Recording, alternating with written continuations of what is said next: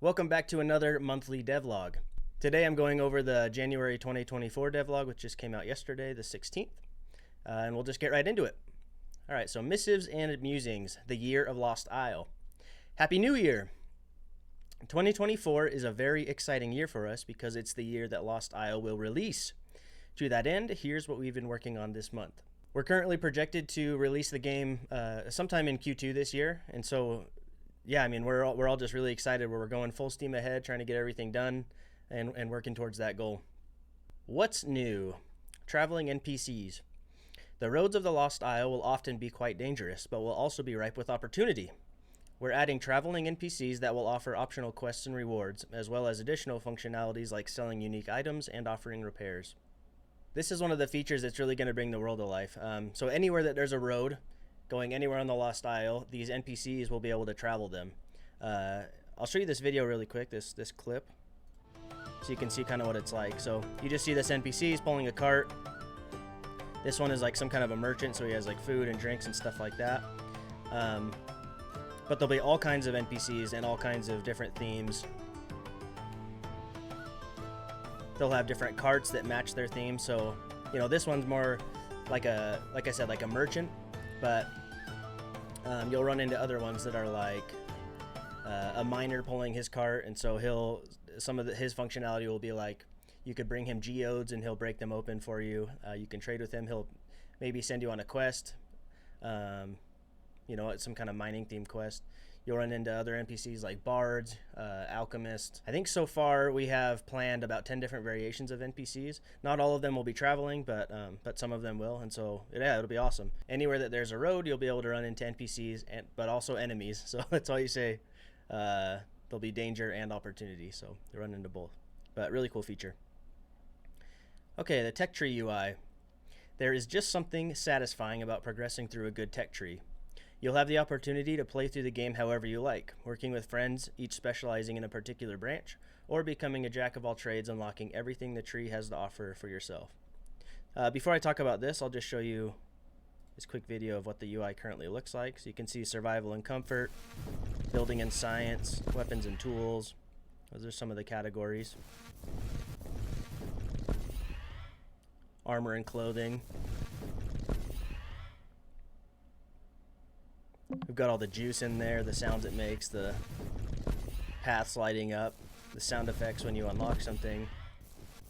It's just satisfying. So to kind of address this comment here, that you can work with your friends, specializing in a particular branch, or becoming a jack of all trades. So basically, you know, it's gonna take some time and work to work through each one of these trees and unlock everything. And obviously, if you want to, you can do that all yourself, becoming the jack of all trades. You can unlock everything so that you can do everything yourself.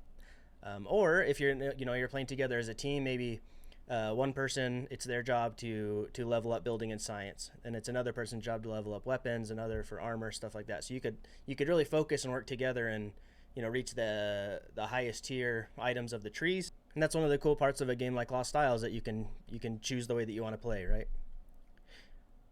Okay, enemy AI base rating. Players are going to have a love-hate relationship with this feature. AI enemies will now raid your base. Don't freak out just yet. They'll only occasionally attack, and only while you're home. So there's no need to worry about coming back from resource gathering or being offline to your base destroyed. We cannot say the same thing about enemy players, however. So here is a clip of what... Obviously, this is a very early work in progress, and you know, they're kind of clipping into the building and doing some funky things. But this is going to be pretty fun, and you will have a love-hate relationship with this, because it'll be funny when it's happening to somebody else. You'll be maybe a little bit annoyed when it happens to you. But basically, while you're home, you know, so there'll be a detection system that, you know, says, hey, this player is in their base. And sometimes enemy AI will spawn, or maybe they're walking nearby and they aggro to your base, or however it works, and they'll just start attacking it, and so you'll have to go out and fight them off and clear them and save your base. So there are a few notes about this. So one, it's just funny to have your base raided by AI. It just makes things a little bit more spicy. And two, in a lot of these kind of like survival type games, survival crafting, base building stuff, what happens is people build these like fortresses, like these impenetrable fortresses, and they never leave and they never have to leave. They never have to go outside. They just stay in there, and it just becomes this kind of stale standoff of everybody has their base and they never have to come outside and stuff. So this is kind of a system that combats that a little bit. So you'll almost be forced to go outside sometimes because you'll have to clear enemies that are attacking it occasionally. So another fun system. Cloth physics. In the pursuit of making Lost Isle as immersive as possible, we've been focusing on some of the smaller details, in this case, cloth physics. Cloth armor, cloaks, flags, banners, etc. will be subject to the physics of all manner of movements. Here's a quick clip showing some of that. So you can see so this is like a chess piece, so if the player is, moving forward, side to side, whatever, the loose parts, which would be like around the bottom, will move around according to the movement. And this is just, again, just like a little bit of an immersive small detail. You saw on the traveling NPC video, this little flag here moves. This is what we're talking about. So just, things that you would expect. So if there's like a flag, if there's a shirt, if there's a player's wearing a cape, whatever it is, it'll have physics on it, which, just makes it a little bit more immersive and just a fun detail. Okay, and then lastly here at the end, other notable changes. Asynchronous world streaming with constant time performance, meaning we can now build the world as big as we want without impacting frame rate.